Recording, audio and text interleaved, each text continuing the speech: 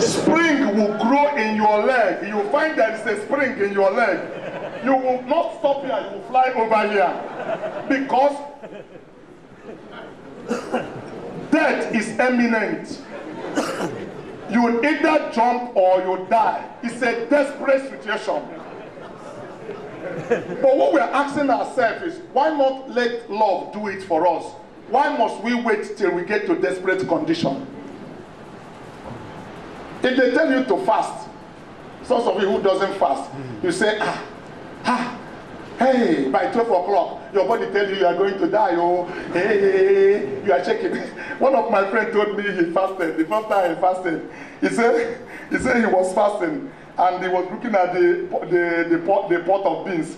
By 5 o'clock, he couldn't even, his leg couldn't hold him. He had to cross to the pot of beans. Then where we can get to be safe. I'm sorry, I think I'm taking too much time here. Am I still on? Please, if I am, just give me a sign. I'm very weak with this thing, you know. Those of us who doesn't know how to do public something, when we sit down, we took over everything. I'm sorry.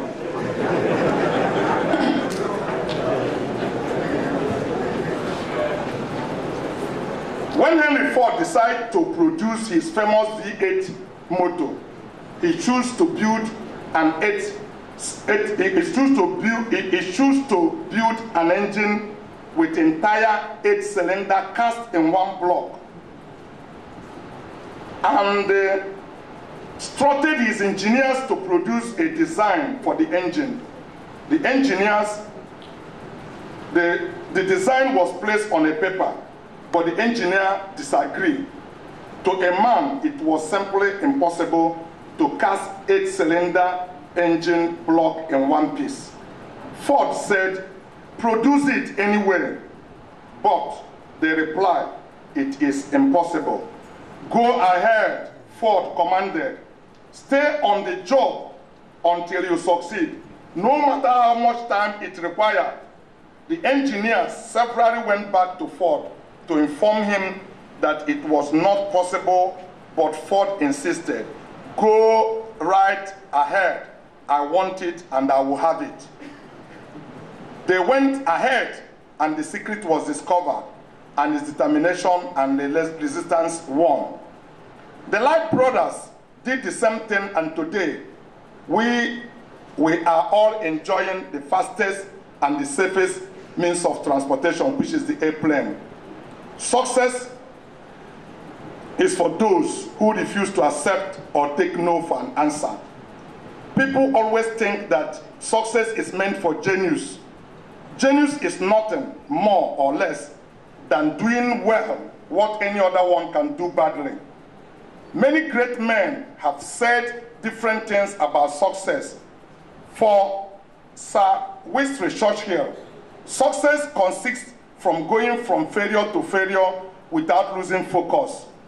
Churchill also noted that success is not final, failure is not final, but the courage to continue, that's count. Bill Cosby said, in order to succeed, your desire for success should be greater than your fear to fail.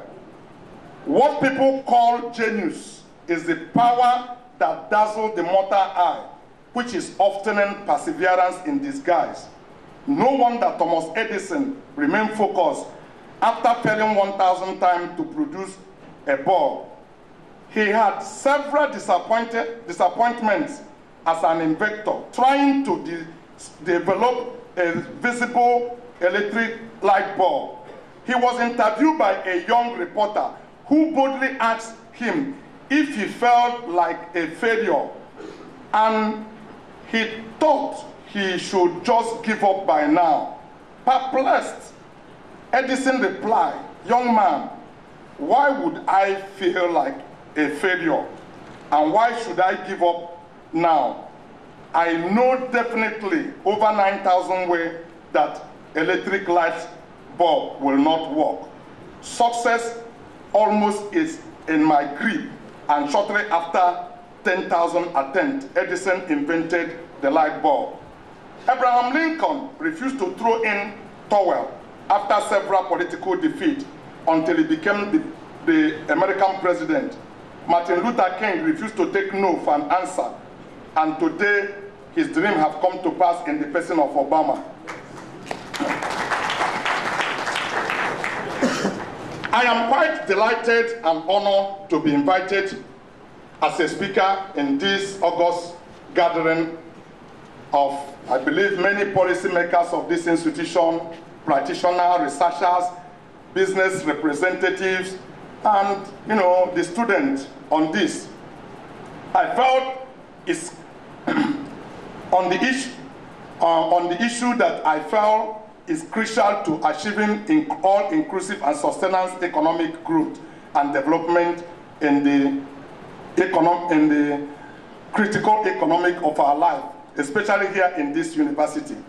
Just a few months to the deadline set by the global community to combat extreme poverty through a Millennium Development Goals, over 1 billion people around the world are still reported to be extremely poor. That is living with less than $1.50, about 225 naira a day.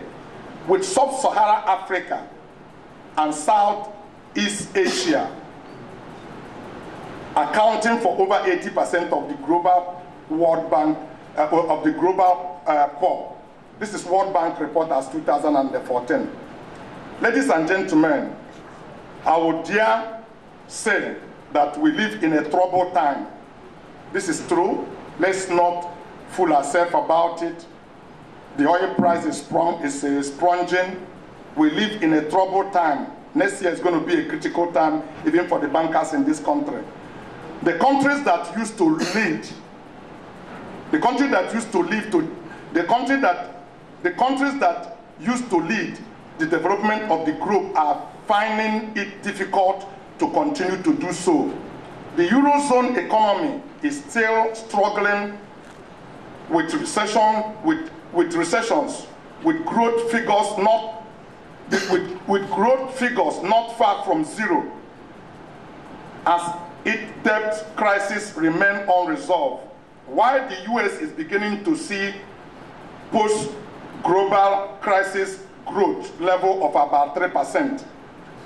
Last year, other advanced countries are not getting as lucky with their growth figures, still far from previous achieved numbers in the 90s and in the 2000s. They are set to grow slowly at the slowest pace up to a decade.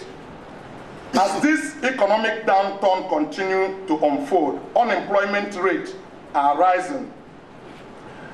In fact, I didn't know you guys have something here. I wanted to show Balogun Stadium. When I show it and I ask you what is happening there, I'm sure you would have thought that there was another football match going on. But that was when, I don't know whether it was immigration looking for job. You will see a sea of human heads. You need to prepare yourself while you're in this school. Don't go out there looking for a white-collar job because they may never be there. But if you are well prepared, if they are there, let it be eyes on the cake. But if it's not there, you can move on with your life. Emerging markets like China, India have not been spared either, as they are set to grow at their lowest pace in up to a decade. As this economic downturn continues to unfold, unemployment rates are rising to an unprecedented level among the globe, and the EU being a good example with unemployment rate of 11.1%, Spain and Greece 24.6% and 21.9% respectively. Youth unemployment in these countries is over 50%. Africa and Nigeria are not doing too badly on the growth front, despite the global economic uncertainty, with sub-Saharan growth focused at about 5% in 2014. The region's economic performance is set to better those of their other regions except Asia. Nigeria's growth rate has remained impressive at about 6.5% in the past decade and is projected to remain healthy at above 6.5% in the near terms. However, unemployment at about 24% and youth unemployment at about 40% remain a major challenge. More so as the number of new entrants into the labor force each year is projected to rise above 5 million by 2015. According to the Center Global Monitoring Report, written jointly by the World Bank and the International Monetary Fund, with substantive input from the Organization of Economy of Cooperation and Development, there are key elements of economic policies that makes economic growth inclusive, sustainable within and across generations. Namely, one, greater investment in human capital with focus on poor. Two, product use of safety nets. And three, policies to make growth greener. I am very convinced that fostering youth entrepreneur is a laudable project that must encourage, that we must encourage, and that must get the attention of the policymaker in driving inclusive and sustainable growth through the key policy element. Entrepreneurship and business creation are a growing alternative for young people whose age gap often focus on labor market with double-digit unemployment rate. Traditional career paths and opportunities are disappearing rapidly. A growing number of young people are taking up challenges of starting their own business, and such is being learned about how the odds of success can be improved through various types of sustenance and through the creation of supportive environment. Investing in future entrepreneur with a view of building entrepreneurial society and to develop entrepreneurial youth for our collective future cannot be overemphasized. Of course, over the years, several countries have adopted and are adopting national policies to introduce entrepreneurship curriculum in general. Technical and vocational educations and training using their already existing network of schools, such that these programs reach out to rural and urban areas to get to all genders. The issue of particular experience excites me because I am not a theorist. My own training and development in entrepreneurship followed mentorship and on-the-job discovery and learning over several decades. So I am not here to roll out a set of theories for you. As a Nigerian businessman who have gone through the thick and thin of the tough business environment, I will be delighted to share particular ideas and approaches to develop young people's attitude, skill, and knowledge of entrepreneurial development, not just in Nigeria, but in the rest of the developing economies.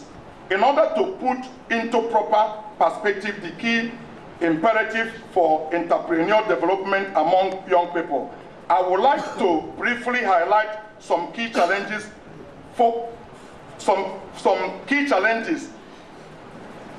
facing the young people. Key challenges facing the young entrepreneurs. Research has shown that among several challenges facing an entrepreneur including young people. The following are very prominent: inadequate education and training, lack of access to cheap funding, infrastructural and cost of doing business, microeconomic environment. While addressing all the challenges are critical to fostering entrepreneurial youth, I am convinced that the issue of education and training is fundamental. Creating more impact in the drive for entrepreneurial development in any nation. Our success as a nation can be no swifter than our progress in education, President J.F. Kennedy once said. So, a more fundamental question is, do we have an education system that can support our economic transformation by supplying the life skill needed, or do we need a complete change, a paradigm shift in education? This brings me to the part of my talk today, which I will open by sharing light on the role that education can play in the national development, moving on to discuss the state of Nigeria education system, and then touch briefly on what can be done to move entrepreneurial education system forward, and then get into the main topic of today. I can stop now. I'm sure you get what you need already. How to be a successful entrepreneur? The Koschari story. The role of education in development of entrepreneurship. Nelson Mandela said, education is the most powerful weapon which can be used to change the world. I am not surprised by these words.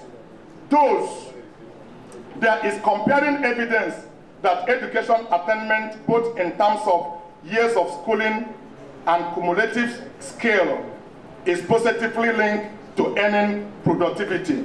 Recent research showed that in Nigeria, employees with primary education okay, I can cut all of this off. Let me just run now because I can notice there's a small distraction.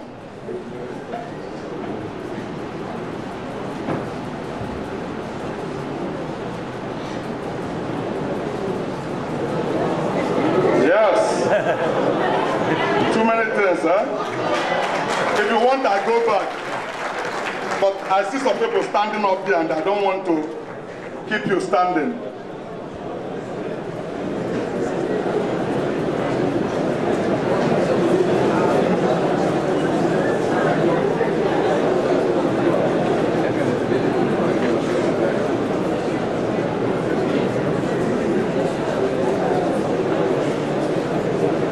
I've jumped out some of the things I think Koschari could do to assist in all of this area, you know, because where they embedded into my stories.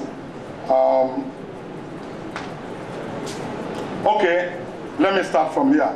I believe it will be more effective if I share some real life experience, the challenges and the focus as an entrepreneur, and maybe get you agitated, trusting there will be a shift and something will ignite in your spirit, in the spirit of the policymaker, to develop entrepreneurial curriculum among a curriculum program that will help to foster entrepreneurial youth to become an entrepreneur that they may desire to be. And in telling the story, I believe I would have shared my idea on what it takes to become a successful entrepreneur on my experience, my story, and the Koschari story. Prior to incorporation of Koschari's motors, I have carried on business as a sole proprietor years after the years of my apprenticeship with my uncle. In January 1977, I founded the Madaka Brothers Company as a sole proprietorship based at Nnewi, Anambra State, and later formed a partnership with a bosom friend of mine, David Nwosu, called COSDAVE. Madaka Brothers, which is engaged in importation of used motorcycle, give way to the company you know today that is called Koschari. Koschari is a combination of 7-letter words from my name and my wife's name. My wife is Charity like my daughter, so my name is Cosmas. So I wanted to make it look something corporate. I took my first 3-letter word, Cos, and then Charity. Instead of saying Koschari, it looked local. I made it Koschari. So a lot of people thought it was a Greek.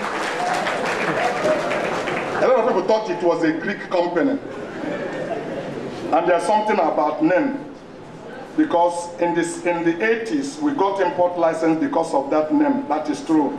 We were a very small, tiny company, and nobody knew anything about us. And because the name was sound foreign, you know, if you want to put it like that, many people thought it was a Greek company. So they decided to give 10 motor company import license in Nigeria. Leventis Motor, UTC Motor, you know, Coscharis was number 7 in the list. So, and that gave us a ponton route in our desire and quest for success. Coscharis have 26 branches nationwide and have offices in Ghana, Gabon, Ivory Coast, and had other 8 subsidiaries.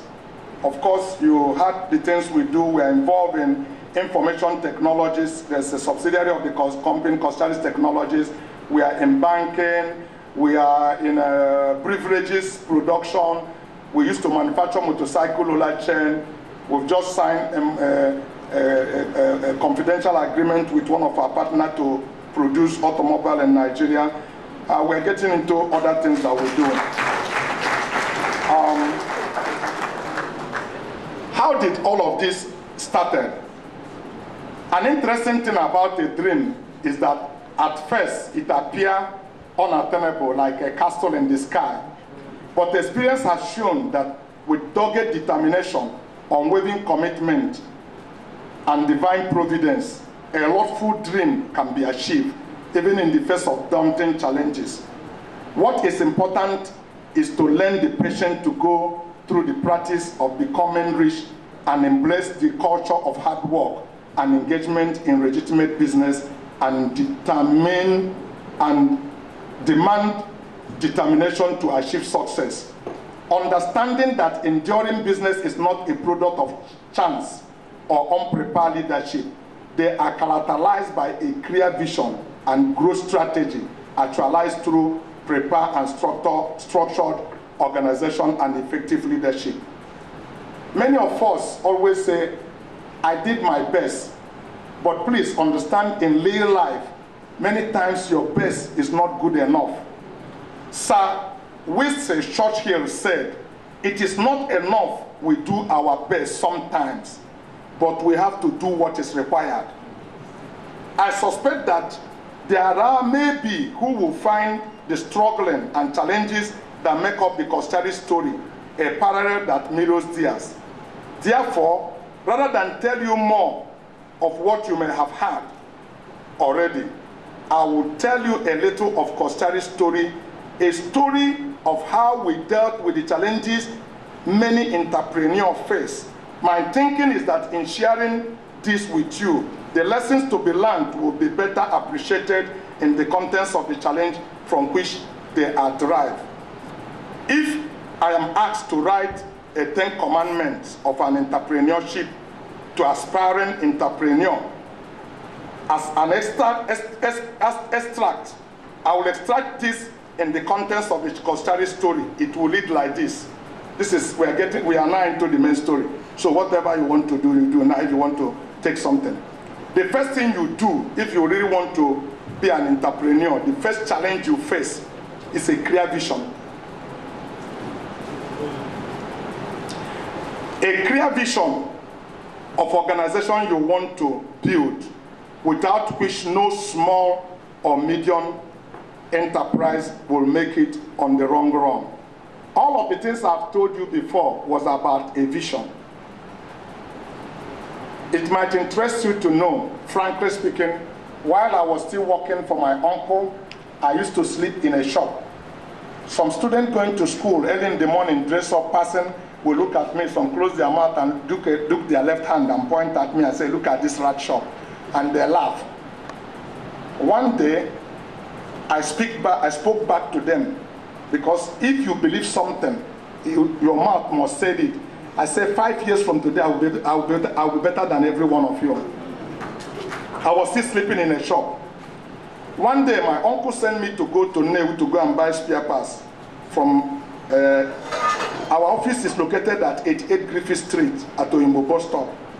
On my way to Idomoto Park, I passed the AG Leventis building just by the corner piece property. They had the corner piece property in Ido. I pointed at that building and said, one day I'm going to make a building like this. The man was by my side, cock my head. I was sleeping in a shop, and I was dreaming to make a building like AG Leventis. He couldn't understand what was motivating me.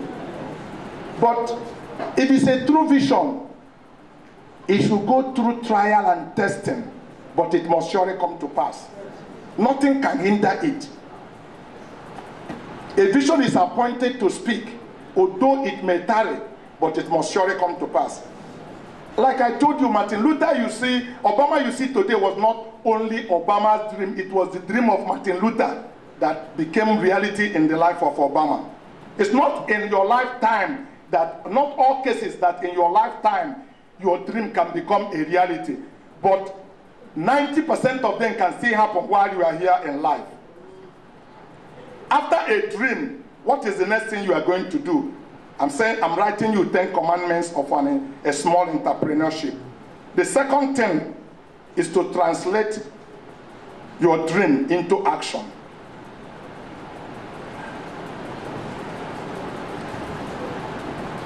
And this is where many people fail to get this dream to work.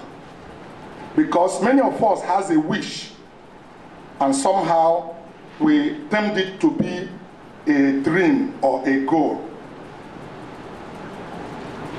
A goal without a plan is only a wish. If you truly have a dream, there must be a well-clear plan that will follow that dream to become a reality. Colin Powell once said, a dream does not become reality through magic, but it takes with determination and hard work. If you can find a path without an obstacle, it probably does not lead anywhere. Because a goal without a plan is a wish. By the same virtue, Lady Kathleen said, nothing ever built rose to touch the sky unless some men dreamt that it should, some men believe that it will, and some men will that it must. This is attributed to Lady Kathleen. So, it's not just about having a dream, but what do you plan to do with that dream? Are you ready to take some concrete step of action towards this dream? That's the only way that dream can become a reality. Third, the third commandment. Pick, that is choose, and remain focused in the business you thoroughly understand. You know, when we talk about success, some people misunderstand success. Some people thought that each time we talk about success is about being a businessman or about having all the money in the world. No, success is not money. Success is not beauty. Success is not power. Some people misunderstand it. Ask me to define success for you. For me, a definition of success is a progressive achievement of a worthwhile goal. Anything you put your mind to do that is worth a while. If you're a mechanic and you do your job as a mechanic better than any other person, you write your success story being a mechanic. That's how people become successful, being a doctor, a lecturer, a businessman, a religious person, or anything at all you want to do in life. Pick and remain focused in the business you thoroughly understand. Don't jump around. If you are selling bread and somebody tell you, oh, cement, cement, cement, that's all where all the money are. You sell off your bread, I'm going to carry cement. You never sold cement before. You don't know that when rain pour on cement, it's damaged. It cannot, it has formed a concrete. You borrow money from bank and import cement and rain built on top of it. You lose all the capital yourself, run bankruptcy. But your bread is still in a waterproof. If rain beat it, you can still clean it and resell. It's not even the best thing to happen. But stay focused on the things you understand well. Before you take a plunge into the next thing, please try to study that. So your knowledge and understanding of what you are doing is a key to your success. 4, In fact, if you notice, up to 3, I haven't said anything about money. That's why I tell you that many people just think that the first thing that is important is money. Don't you ever place money ahead of knowledge, because if you do, you will lose the money to gain knowledge. Knowledge is more important.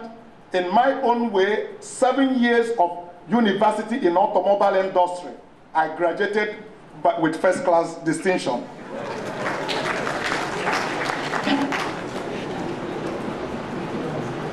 You know, some of you don't believe we do research, trading on a spare parts. The same way you do research in the university. When I was working for my uncle, I did a research, not in the formal ways you do. That's when I was able to find out something on a Volkswagen that can work on a Peugeot, something in a Peugeot that can work in Toyota, something in Toyota that can work on a motorbike. So what happened because of this knowledge I have? My uncle gave me 200 naira, little money. But a boy that just trading without going through apprenticeship, his shop is full with goods, but he's keeping his goods for me to sell because he doesn't know what he's selling. He's selling those things as they are in their package. But I know by the part number what is inside that package. So somebody come to his shop and said, I want the front wheel bearing of Toyota Corolla. He said, you know, day. The man come to my shop. I want the front wheel. I said, yes, I have it. He said, how much? I knew my second don't have it. All the people in the street, they don't know they have it.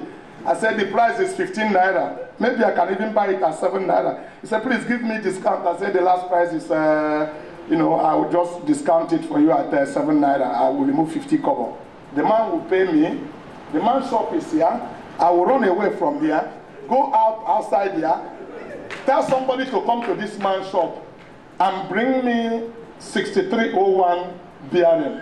He will come to him and ask him, please, can you give me 6301 bearing? He will give it to him. He will bring it for me back there.